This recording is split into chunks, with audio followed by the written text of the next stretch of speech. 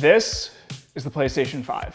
Hey everybody, I'm Alexander George, editor of Popular Mechanics. The PlayStation 5 is the first console from Sony in about 7 years. I've been testing it for the last couple of weeks ahead of its official release. This is Sony's entry into the next-gen console wars. So fall 2020's console wars are a little bit unusual. Typically whenever a console comes out, you see next-gen graphics, you see hardware specs that are just gonna floor you, and everything's immediately noticeable when you see it in a demonstration. In this case, that's not really what's happening. What we're seeing is a lot of marketing around backwards compatibility, so the ability to play older games on both the Xbox and on the PlayStation 5. So it's not necessarily the graphics that are the front runner for this kind of thing. A lot of it has to do with load times and how quickly you're gonna be able to go between different games. But for the future, that means that if you buy one of these now, they're gonna be able to handle TVs that get better as you eventually get to 4K being a normal resolution for certain things, more specialized specs like HDMI 2.1 that brings higher refresh rate, that kind of thing. That's gonna make games really look lifelike. So the spec bumps aren't something you'll notice right away. We have it in our test period right now. So part of that is the ability to handle higher frame rates, the ability to have higher refresh rates, stuff that you won't see in current generation TVs necessarily. But as years go on, and if you upgrade your TV especially, as the hardware catches up to 4K content, eventually 8K content, the PS5 will be right there with it, and the graphics will look incredible. So you'll see on the box of the PS5 that's capable of 8K resolution. You also see that obviously it's capable of 4K resolution. None of that is as important as these three other specs if you're shopping for a TV to really make use of a PS5.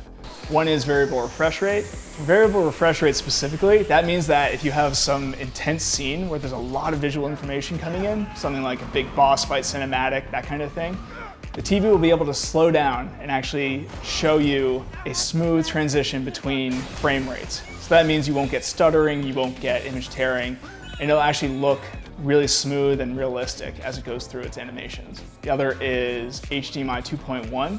The final one is 120 Hertz input.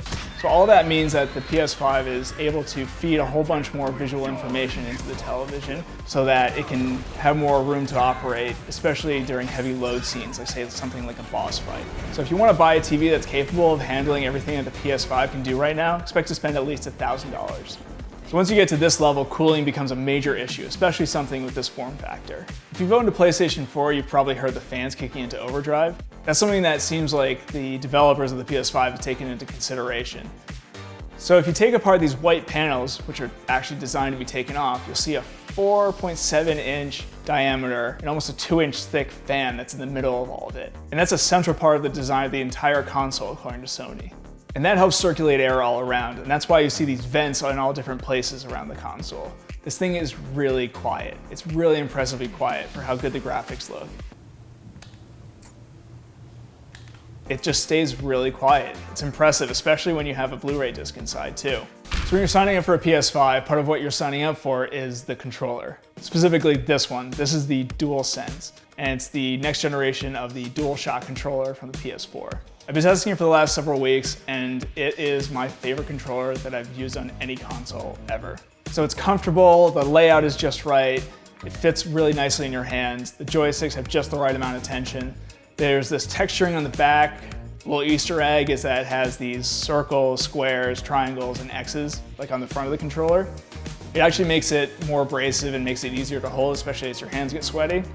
And then you get into the haptic feedback, which means the vibrations that it provides. So it's subtle, the way that you'll actually feel the controller itself vibrate as things happen, but that especially shows through in the shoulder buttons. They'll adjust the resistance according to what's happening in the game. So for example, you're pulling back on a bow, it'll actually become more resistant as you're holding it. So that adds this level of immersion that kind of sounds like, as I'm describing it, a little bit gimmicky, but it actually translates to something that feels much more immersive than anything before it. And something that you can't find elsewhere.